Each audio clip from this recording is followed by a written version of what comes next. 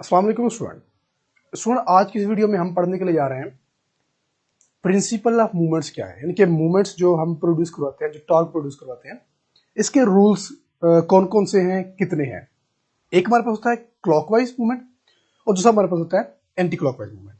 तो स्टूडेंट बात करते हैं प्रिंसिपल ऑफ मूवमेंट। इससे पिछले वाले लेक्चर में हम पढ़ चुके हैं टॉर्क, जो कि हमने टॉर्क पढ़ा जिसमें हमने एक स्पैनर लिया और नट को टाइट या लूज करने के लिए हमने इसको यूज किया।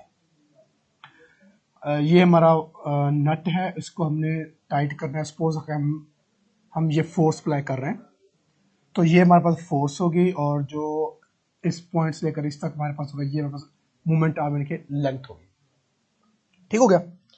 अच्छा स्टूडेंट, एक चीज याद रखना है कि अगर हमने नट को टाइट करना है तब इसकी डायरेक्शन क्या होगी, इसको हम किस तरफ घुमाएंगे। अच्छा, सपोज कि हम फोर्स ऐसे अप्लाई करेंगे या फिर हम फोर्स ऐसे अप्लाई करेंगे। ठीक है, यानी कि हम फोर्स की डायरेक्शन क्या रखेंगे, अपवर्ड या फिर डाउनवर्ड। सपोज करते हैं ये हमारे पास इस तरह से नट है, हमने उसको टाइट करना है। अब हम स्पैनर को डाउनवर्ड घुमाएंगे या अपवर्ड घुमाएंगे।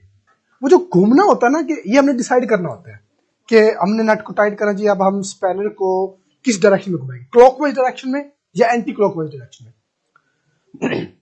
इसी को बोलते हैं प्रिंसिपल ऑफ मूवमेंट, यानी कि मूवमेंट के रूल्स, मूवमेंट के उसूल क्या क्या है। तो इसके टू रूल्स हैं। एक हमारे पास होता है क्लॉकवाइज मूवमेंट,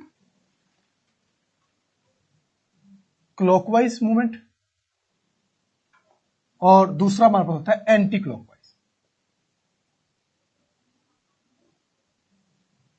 क्लॉकवाइज, मूवमेंट। ठीक हो गया।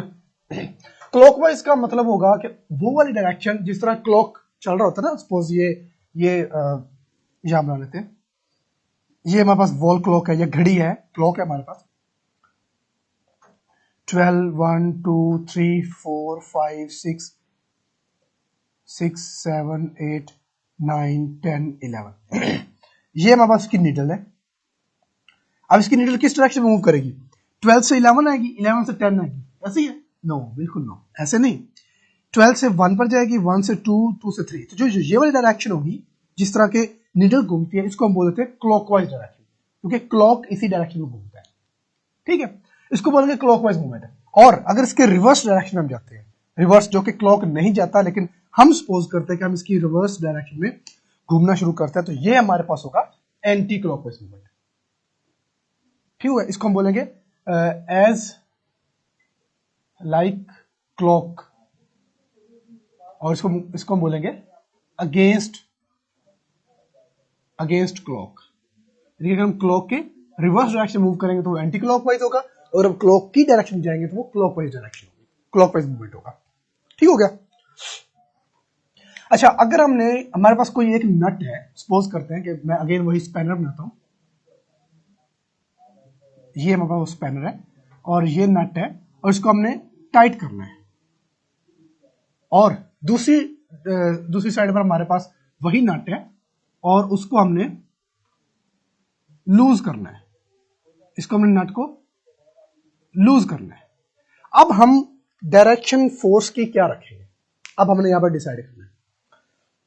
कहीं ऐसा ना हो कि हम नट को टाइट करने के बजाय नट को डायरेक्शन वो चूज कर लें जिसमें नट लूज होना शुरू हो जाए, नट टाइट नहीं होगा, नट उल्टा खुलना शुरू हो जाएगा।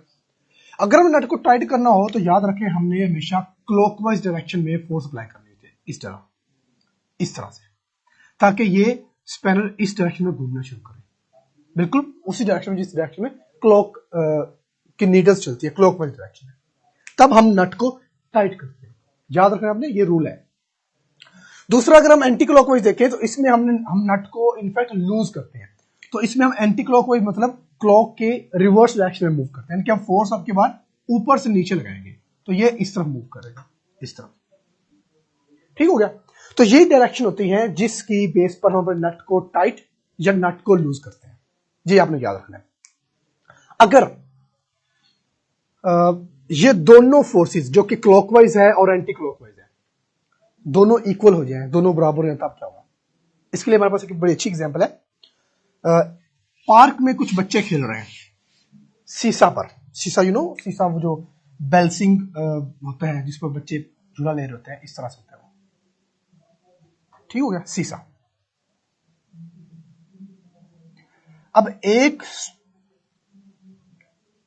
एक बच्चा इस तरफ बैठा हुआ है और एक बच्चा इस तरफ बैठा हुआ है। सपोज करते हैं दोनों का वजन एक जैसा है। अब ना ये शीशा ऊपर को जाएगा और ना ये शीशा इधर से नीचे आएगा, यानी कि अब ये क्योंकि दोनों का वजन बराबर है तो शीशा ना इधर से नीचे आएगा ना इधर से ऊपर जाएगा, बल्कि एक स्टिल जगह पर खड़ा रहेगा। तो इसमें इनफैक्ट होगा क्या, जितनी मूवमेंट ये वाला स्टूडेंट, इसको कहते हैं 1, इसको कहते हैं 2, जितनी मूवमेंट 1 प्रोड्यूस करेगा उतनी ही मूवमेंट 2 भी प्रोड्यूस करेगा, लेकिन दोनों की डायरेक्शन क्या होगी, ऑपोजिट है। ये वाला प्रोड्यूस करेगा क्लॉकवाइज में और इसकी वजह से प्रोड्यूस होगी वो होगी एंटी क्लॉकवाइज में। ठीक हो गया। अब दोनों की मूवमेंट क्या होगी, एक दूसरे के अगेंस्ट है।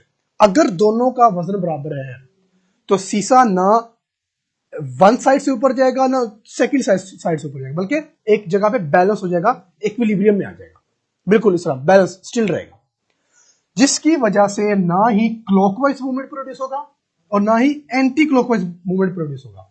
तो जब इस तरह की सिचुएशन आती है ना, इसको हम बोल देते हैं balancing point, balance.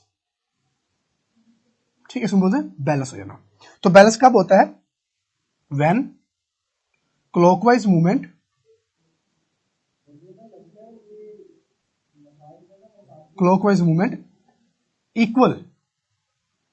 Equal to anticlockwise movement. ठीक हो गया। जब क्लॉकवाइज मूवमेंट इक्वल हो जाता है एंटी क्लॉकवाइज मूवमेंट के, तब हमारे पास एक बॉडी बैलेंस में जाती है, इक्विलिब्रियम में जाती है। ठीक हो गया। एक और एग्जांपल ले लेते हैं। ये हमने इस मार्कर को बैलेंस करना है इस फिंगर के ऊपर रखकर, अगर इस तरह डायरेक्शन में तो ये गिर जाएगा, इसका मतलब इसमें कोई ना कोई मूवमेंट प्रोड्यूस हो रही है। अब हम इसका एक ऐसा पॉइंट लेते हैं जहां पर ये बैलेंस हो जाएगा मार्कर। तो अब हम कहते हैं बैलेंस होने का मतलब क्या है, ना ही लेफ्ट साइड से नीचे जाएगा ना ही राइट साइड से नीचे जाएगा। तो अब हम कहेंगे कि दोनों तरफ से जो मूवमेंट प्रोड्यूस होना था वो बैलेंस है, वो इक्वल है। जब वो दोनों इक्वल होंगे तब हम कहेंगे कि ये ऑब्जेक्ट हमारा बैलेंस कंडीशन में है, इक्विलिब्रियम कंडीशन में। तो बैलेंस में कोई बॉडी कब होगी, तब होगी जब क्लॉकवाइज मूवमेंट इक्वल हो जाएगा एंटी क्लॉकवाइज मूवमेंट। सो ये था आज का हमारा पास टॉपिक, प्रिंसिपल ऑफ मूवमेंट।